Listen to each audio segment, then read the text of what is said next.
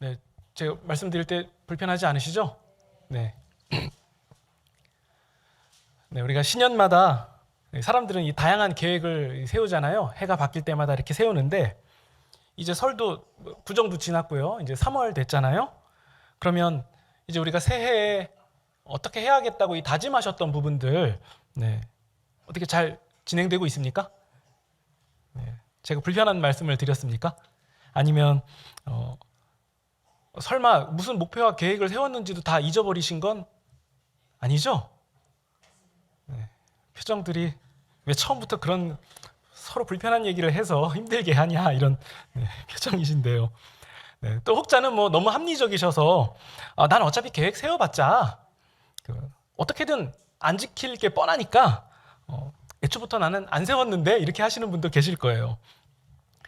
사람들은 보면 이제 각자 자기의 삶의 모양과 또 어떤 그 소망에 따라서 다양한 다짐을 합니다. 올해에는 공부를 열심히 해서 내가 성적을 좀 더 올려야겠다 이렇게 다짐하신 분도 계실 거고요.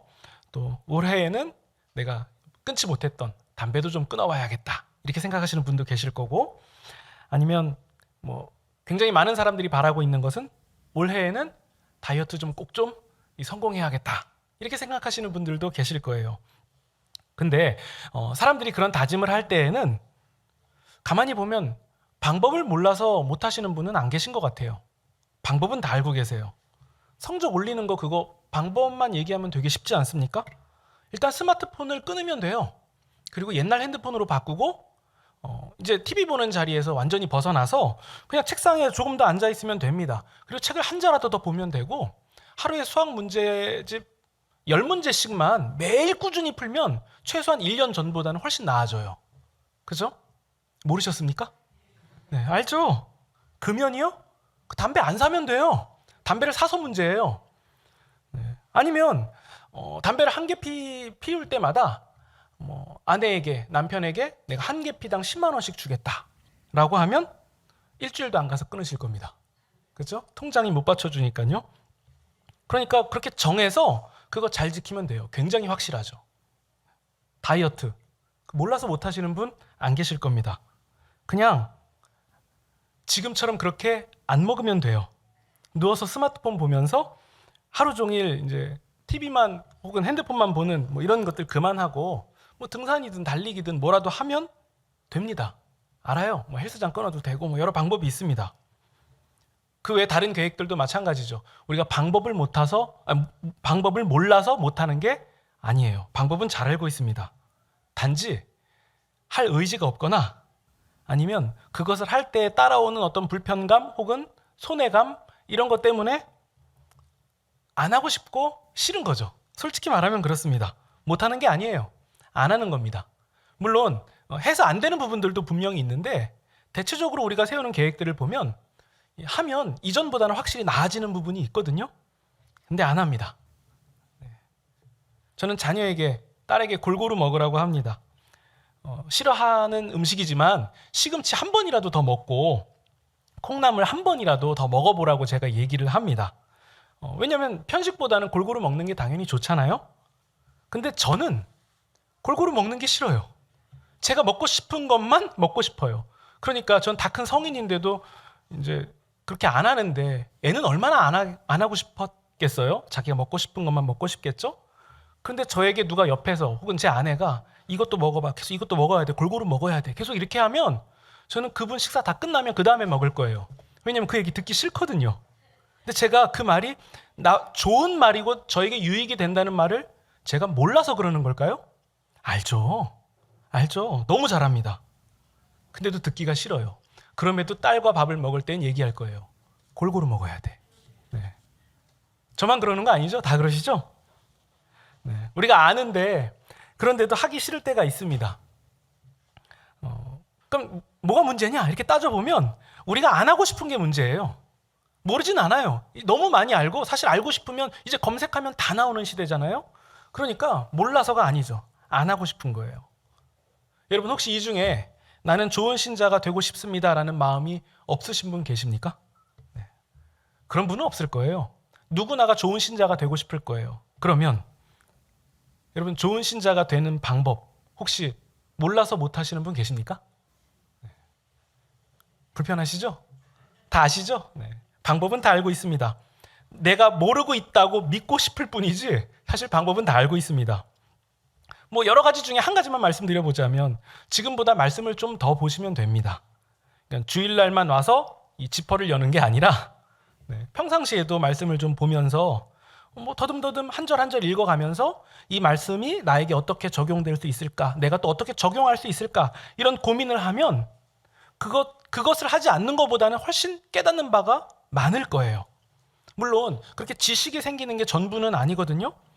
그렇게 깨닫고 이제 그 말씀을 실천하는 우리의 삶의 자리까지 당연히 나아가야죠. 딱 이거 하나만 해도요. 그것을 하기 이전보다 더 나은 신자가 될 것은 분명합니다. 네. 그러면 제가 많은 방법들을 쭉 말씀을 드렸는데요. 혹시 오늘 처음 들어보신 얘기 있습니까? 나 그거 진짜 몰랐는데. 다이어트를 해야 되는데 안 먹으면 돼? 몰랐지. 이런 분 안 계시죠? 네, 다 아는 얘기 지금 드린 거예요. 그러니까 어쩌면 뭐 제가 드리는 말씀보다 훨씬 더 방대한 지식을 갖고 계실 텐데요. 그러니까 핵심은 우리가 모르는 게 아니라 우리가 안 하고 싶은 게 문제예요. 안 하고 싶은 거예요. 좋은 것이라는 사실까지도 아는데 우리는 안 하고 싶은 게 문제죠. 좀 더 정확히 말씀드리면 싫은 거예요. 싫은 거예요. 그러면 우리는 왜 원하면서도 안 하고 싶을까요? 그의 반대인 경우 우리가 원하면서도 하고 싶은 것들은 아무 문제가 안 돼요. 예를 들어서 똑바로 앉지 말고 비스듬히 앉아서 그런 자세로 TV를 봐라. 근데 그냥 보는 게 아니라 과자도 한 봉지 까서 먹으면서 비스듬히 누워서, 아니면 아예 누워도 괜찮고, 그렇게 해서 TV를 하루 종일 봐라. 깊게 생각하지 않아도 되는 그냥 예능 프로 같은 부분, 마음 편하게 볼 수 있는 그런 것들 누워서 과자를 까서 먹으면서 봐라 라는 것은 얘기를 하지 않아도 그냥 내가 할 거예요. 오히려 옆에서 똑바로 앉아야지 이 말이 싫잖아요. 그렇죠? 그러니까 우리가 이거 하세요라고 말하지 않아도 우리가 할 수 있는 것들은 아무 문제가 되지 않습니다. 그 외에도요. 어쩌면 우리는 그렇게 TV를 보다가 이런 생각이 들 수도 있어요. 시간 너무 아깝다. 이러지 말고 차라리 책이라도 한 권 더 읽자. 그래서 그 시간에 우리가 책이라도 한 권 골라서 진드간이 앉아서 그 책을 읽기 시작하는 거죠. 그러면서 이때 과자를 같이 먹는 것은 좋지 않아. 몸에 안 좋으니까 과자는 명절에 한 번 정도만 먹고 그냥 책만 그리고 물만 딱 먹으면서 열심히 집중해서 해보자 라고 결정하는 순간 그게 잘 안 돼요. 안 됩니다. 아무리 했어도 안 돼요. 그러면 어떻게 해야 되죠? 이제 우리는 어떻게 해야 됩니까?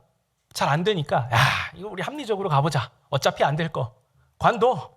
괜히 계획 세워서 스트레스 받지 말고 그냥 되는 듯이 물 흘러가듯이 가자. 이렇게 하실 수도 있는데요. 보통은 그렇게 안 하시죠. 이제 남은 방법은 딱 하나예요.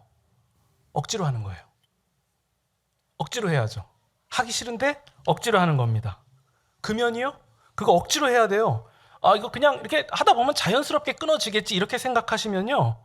그거 알잖아요. 바보예요. 그렇게 생각하면 안 돼요. 안 되더라고요. 다이어트도 그래요. 내가 이렇게 먹다 보면 질려서 이제 안 먹겠지. 그렇지 않습니다. 제 경험상 절대 그렇지 않아요. 계속 먹게 됩니다. 그러면 이제는 좀 알 것 같습니다. 우리는 왜 원하면서 안 하고 싶냐면요. 억지로 해야 되는 부분에 들어가야 되기 때문에 그래요.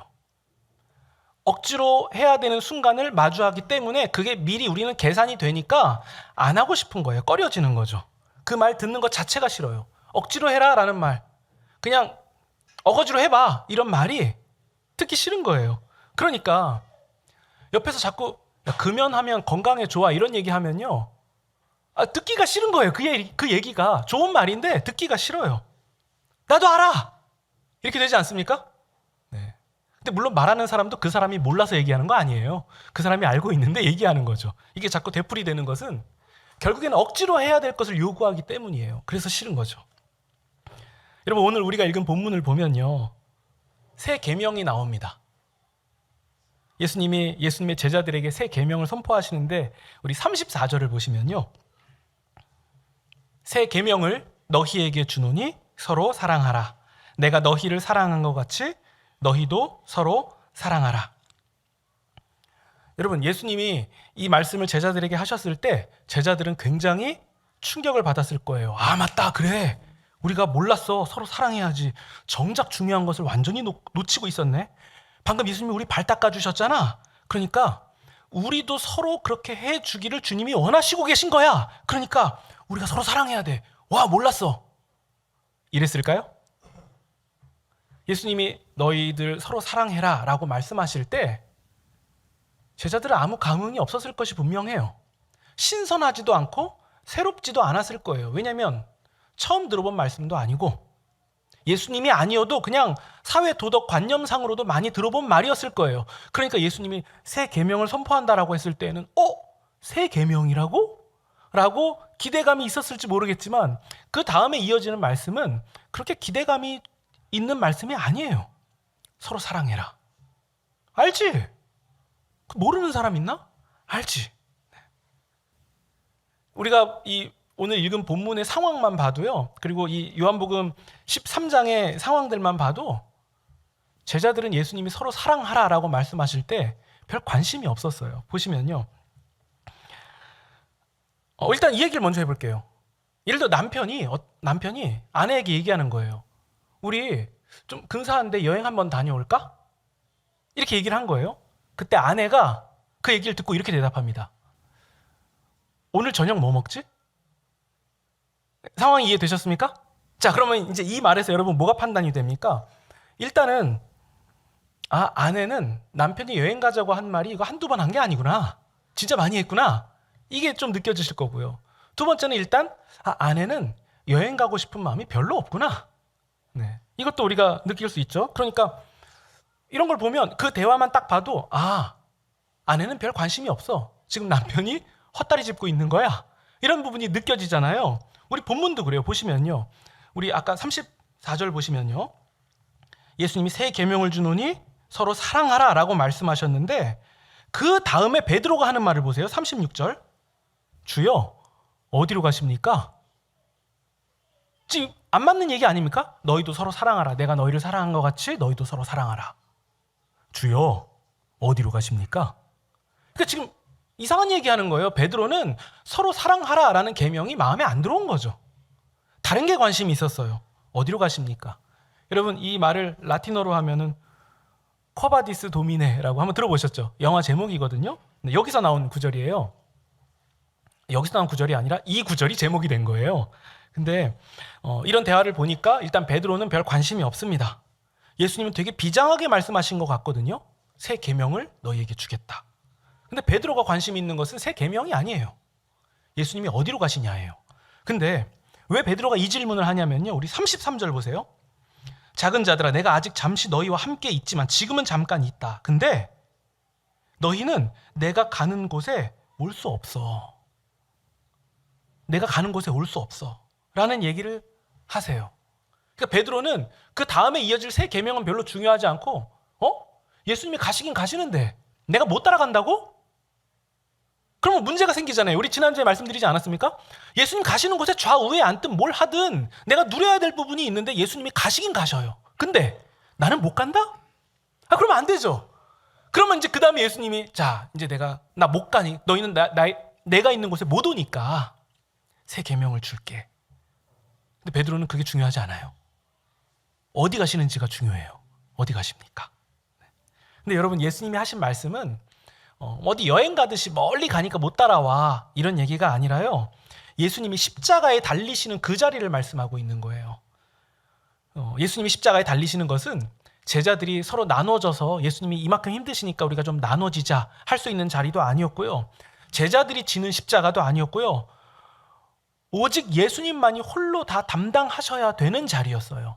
예수님만이 십자가의 제물이 되시는 자리였기 때문에 제자들은 그곳에 갈 수가 없었어요. 가도 아무 의미가 없고요.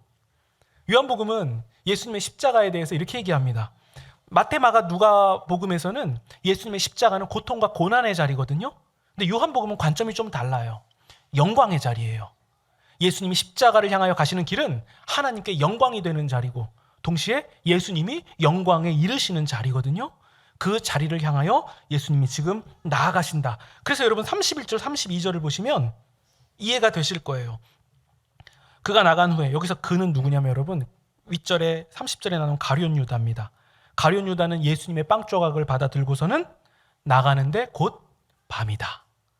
가룟 유다는 지금 밤을 향해서, 어둠을 향해서 나아가는 이미지를 요한이 지금 서술하면서, 우리 요한복음 1장에 이런 구절이 있거든요. 어둠이 빛을 이길 수 없다고. 근데 그 어둠이 예수님을 지금 공격하기 시작하려고 하고, 요한은 그게 아무 의미가 없다는 것을 지금 깔고 시작하면서 31절입니다. 예수께서 이르시되 인자가 영광을 받았고 하나님도 인자로 말미암아 영광을 받으셨도다. 지금 십자가의 길을 가신다는 얘기거든요. 32절. 만약 하나님이 그로 말미암아 영광을 받으셨으면 하나님도 자기로 말미암아 그에게, 예수님께 영광을 주신다 라는 말씀을 그래서 하신 거죠. 이제 예수님이 십자가의 자리로 가실 거예요. 제자들이 따라올 수 없어요. 오직 예수님만이 홀로 담당하셔야 되는 일이고, 그 일은 우리가 세족식에서 본 것처럼 예수님이 강권적으로 그분의 은혜로 제자들에게 결속시키는 일이 될 거예요. 예수님의 죽으심을 예수님이 사랑하시는 제자들과 결속시킬 것이고, 제자들에게 예수님의 죽음이 유효하게 될 것이고, 그 얘기는 예수님의 부활에도 유효하게 되었다, 그 뜻이거든요. 그러면서 여러분, 그럼 우리는 이 부분을 정확하게 할 수 있죠. 예수님이 죽으시고 부활하신 후에 새롭게 구성되는 그 공동체, 우리는 교회라고 부르잖아요. 그 교회는, 그 공동체는 어떤 사람들입니까? 라고 물어본다면 예수님이 오늘 말씀하고 계시죠. 서로 사랑하는 공동체예요. 마태, 마가, 누가복음에서는 예수님의 사랑은 원수 사랑까지 가는 길이지만, 요한복음에서 말하는 예수님의 사랑은 가장 기본적으로 우리가 서로 사랑하는 거예요. 우리가 서로 사랑하는 거예요. 그런데 그 교회의 정체성은 우리가 서로 사랑하는 건데, 지금 여기 앉아 계신 우리들끼리 서로 사랑하는 것이 가장 시작이 되는 건데, 베드로는 그게 그렇게 중요하지 않았어요. 베드로는 너무 익숙했고 새롭지도 않았고 놀랍지도, 그리고 처음 들어본 말씀도 아니었어요. 그러면 문제는 뭡니까? 사실 우리도 그렇다는 게 문제가 아닙니까? 우리도 예수님의 말씀이 새롭거나 놀랍지 않고 신선하지 않아요. 너무 많이 들었으니까요. 익숙하니까요. 잘 알고 있으니까요. 그래서 우리도 베드로처럼 예수님이 서로 사랑하라 라고 말씀하셨을 때 예수님 어디 가세요? 이렇게 다른 것에 관심이 있는 것은 아닙니까? 우리가 베드로와 너무 닮아 있는 게 문제인 거죠. 또 한편으로는 우리가 서로 사랑하라라는 이 구절을, 우리가 성경 본문을 같이 볼 때에 우리는 이 구절을 보면서 한켠으로는 안 하고 싶은 부분이 있는 건 아닙니까? 왜냐하면 우리는 잘 알고 있거든요. 예수님이 말씀하시는 사랑은 그냥 사람들이, 세상이 말하는 그냥 일반적인 사랑이 아니라는 것을 알고 있기 때문에, 그래서 그 경지까지 가면 결국에는 내가 원치 않는, 억지로 해야 되는 부분이 거기 껴있기 때문에, 그래서 우리는 서로 사랑하라라는 예수님의 말씀이 그렇게 반갑지가 않은 거예요.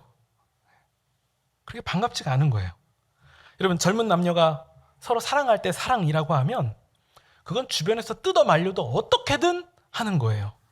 그러니까 그거는 오히려 못하게 하는 게 더 힘듭니다. 근데 우리가 살아가면서 또 우리의 삶이 더 원숙해지면서 우리는 사랑에 대한 이해가 훨씬 더 깊어지는 거죠. 그러면서 삶의 여정 속에서 부모가 자식을 사랑해야 되는 부분이 있고, 또 우리가 세상과 타인을 사랑해야 되는 부분, 그러니까 사랑에 대한 이해도가 점점 우리가 깊어지면 깊어질수록 그게 보통 일이 아니라는 것을 잘 알고 있기 때문에 우리는 사랑하고 싶지 않은 거예요. 그러니까 우리는 정확히 깨닫게 되죠. 예수님이 말씀하시는 그 사랑은 낭만적인 게 아니고 아름답지도 않고, 내가, 이 속에 있는 내가 원치 않는 자리까지 가야만 하는 것. 그러니까 싫은 거예요. 근데 예수님은 오늘 본문에서 그것을 불편하게 또 말씀하세요. 제가 오늘 말씀 시작하면서 불편한 질문을 몇 가지 드린 것처럼 예수님도 불편한 말씀을 하세요. 우리 34절 보시면요. 예수님이 말씀하시는 사랑은 어떤 사랑이냐면요, 내가 너희를 사랑한 것 같이예요. 예수님이 우리를 사랑한 것 같은 그 사랑을 서로 하라는 거예요. 그러니까 우리가 서로 이렇게 마주보고 만날 때에, 내가 좋아하는 사람, 나에게 선물도 줬던 사람, 내가 되게 호감 있는 사람 해서 그 사람을 사랑하는 개념이 아니라, 예수님이 제자들에게 하셨던 것과 같은 사랑을 하는 거예요. 굉장히 많겠지만 우리 이 13장 본문에서만 찾으면 예수님은 제자들에게 어떤 사랑을 하셨습니까? 그들의 발을 닦아주시는 사랑이죠. 그러니까 말을 바꿔서 너희는 서로 발을 닦아줘야 돼와 똑같은 말인 거예요. 나는 이제 십자가를 향하여 갈 거야. 하나님이 부르시는 영광의 자리로 간다. 이제 너희들은 어떻게 해야 되냐면 서로 발을 닦아줘야 돼. 그거 할 수 있겠니? 이걸 요구하시는 거예요. 그러니까 이제 베드로가 이해되지 않습니까? 내가 너희를 사랑한 것 같이 너희도 서로 사랑해야 돼. 주님 어디로 가세요? 그게 이해가 되는 거죠. 종도 하지 않는 거예요. 주인도 종에게 시킬 수 없는 그런 천한 행동이에요. 그 낮은 곳까지 가자고 예수님이 말씀하시는 거예요. 그러니까 우리가 되게 그럴싸한 식당에서 근사한 인테리어에 우리가 조명을 받으면서 무슨 스테이크를 썰면서 함께 사랑의 감정을 나누는 그런 근사한 낭만적인 그런 사랑이 아니라 겉옷을 벗고 허리에 수건을 두르고 서로의 발을 닦아주는 그런 사랑이에요. 그러니까 우리가 세족식도 아름답게 묘사되고 그림으로 그려졌으니까 그게 근사해 보이는 거지? 아니에요. 그런 그림이 아닙니다. 종도 안 하는 것을 하고 있는 그림이 우리 앞에 주어진 거죠. 게다가 여러분, 우리 좀 더 구체적으로 얘기해 보면요. 예수님이 제자들의 발을 닦아주셨는데 그 제자들은 어떤 제자들이에요? 예수님이 볼 때마다 너무 사랑스러워서 어떻게 할 수 없는 그런 제자들입니까? 이 제자들은 예수님이 영광을 향하여 가실 때에 곧 예수님을 버리고 다 도망갈 사람들이에요. 예수님이 그거 모르셨을까요? 그 중에 베드로가 있었어요. 나는 목숨까지 버리면서도 쫓아가겠다고. 근데 예수님은 알아요. 너 닭이 울기 전에 나를 3번 부인할 거야. 다 알고 계셨어요. 게다가 그 안에는 가룟 유다도 있었어요. 예수님을 팔아버리고 싶었어요. 이제 노선을 갈아타고 싶은 거죠. 이 라인이 아니라 종교 지도자들이 맞았어. 이 라인을 탔어야 돼. 이렇게 마음 먹었던 그 제자도 그 가운데 있었다는 거예요. 예수님은 그런 제자들을 사랑하신 것 같이 너희도 서로 사랑하라 라고 말씀하고 계셨던 거예요. 여러분, 우리가 서로 사랑하는 거 여기서 그거 좋은 거 아닙니다라고 말씀하실 분 계십니까? 없어요. 서로 사랑하는 것은 얼마나 고상하고 위대한 가치인지 우리는 다 알고 있어요. 다 알고 있습니다. 문제는 뭐죠? 내가 안 하고 싶은 거예요. 내가 안 하고 싶은 거예요. 그러니까 여러분, 우리는 그런 주님 따라다니는 게 아니에요 라고 말하는 그 제자들의 입장에 우리가 서 있을 수 있다는 거예요. 우리는 그런 사랑하려고 주님 따라다닌 게 아닙니다 라고 실상 고백하고 있었던 것이 아닌지를 우리는 짚어봐야 된다는 거죠. 예수님은 다 알고 계셨어요. 다 알고 계셨습니다. 그럼에도 그 말씀을 하셨어요. 이것을 우리는 명령이라고 부릅니다. 명령. 여러분, 제가 자녀에게 먹고 싶은 것만 먹지 말고 당근도 한번 먹어보고 시금치도 한번 먹어봐라 이렇게 얘기한 것은 저에게는 이유가 분명해요. 얘가 그거 안 하고 싶거든요. 그리고 맛이 없거든요. 그러니까 저는 명령을 하는 거예요, 여러분. 그러지 않습니까? 제가 너 소세지 먹어, 갈비 먹고 불고기 먹어, 이건 명령하지 않아요. 예, 이것도 먹어봐라고 하는 이유는 안 하고 싶은 거기 때문에 명령하는 거죠. 여러분, 서로 사랑하는 것이 그냥 자연스럽게 되는 것이고 그냥 냅둬도 알아서 때가 되면 다 하는 것이라면 예수님은 우리에게 명령하지 않으셨을 거예요. 제자들에게 명령하지 않으셨을 것이 분명합니다. 예수님이 제자들에게 또 오늘날 우리에게 서로 사랑하라 라고 말씀하시는 것은 분명해요. 명령이 아니면 안 되기 때문이에요. 그 말은 우리가 쉽게 하는 표현으로 바꾸면 억지로 해야 되는 일이기 때문에 그래요. 그러니까 예수님이 우리에게 명령하신 거죠. 그것도 우리가 사랑하기 힘든 그 대상을 서로 사랑하라고, 그 대상을 사랑하라고 예수님은 명령하신 거죠. 여러분, 그러면 그 대상은 누굽니까? 여러분, 이 교회에서 그 대상은 누구죠? 여러분의 가정에서 그 대상은 누굽니까? 정말 서로 사랑하기 싫은 그 대상은 누굽니까? 근데 예수님은 알아요.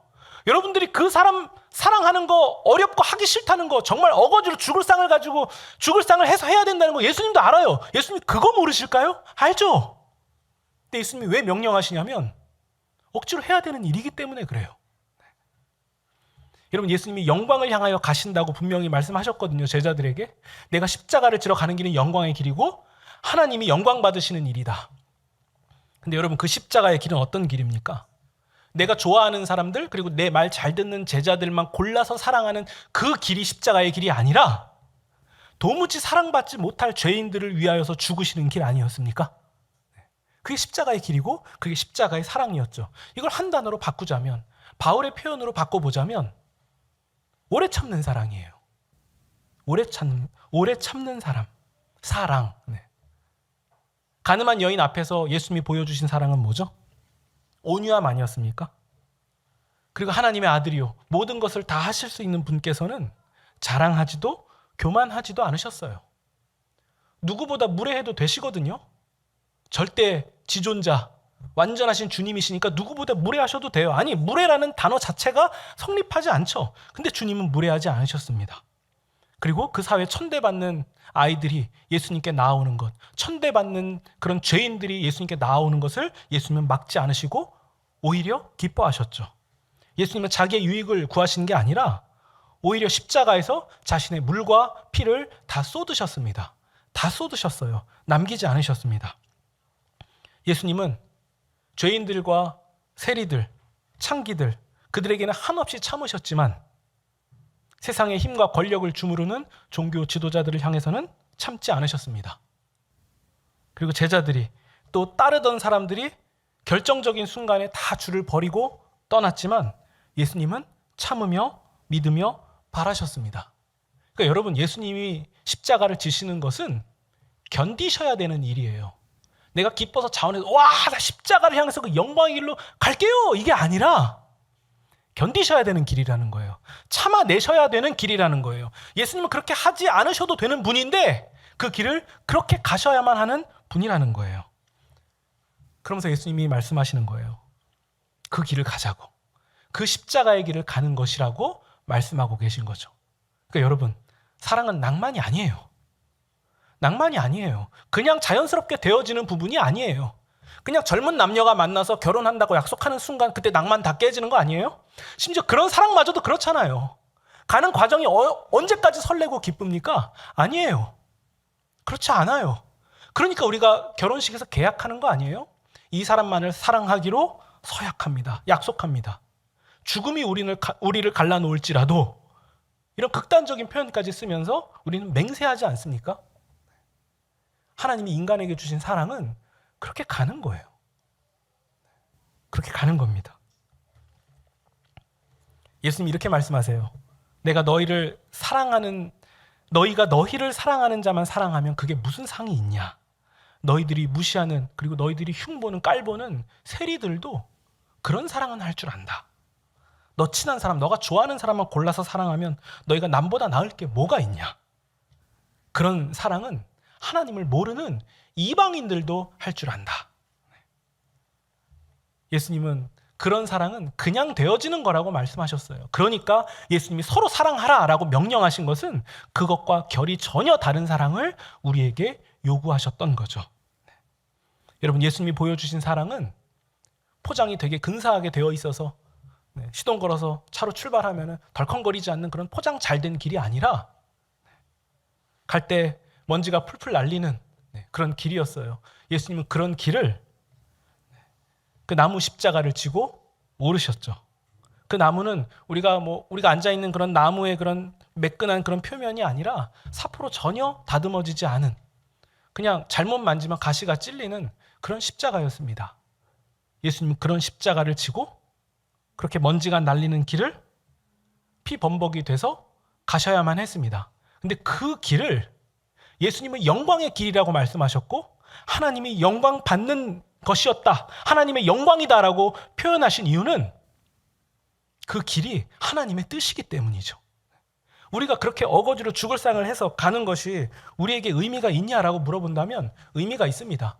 그거 인내하는 거고 참을성 키워내는 거니까, 도덕 윤리 차원에서 봐도 굉장히 고상한 거니까 그래서 그렇게 가는 게 우리에게 의미가 있는 거예요?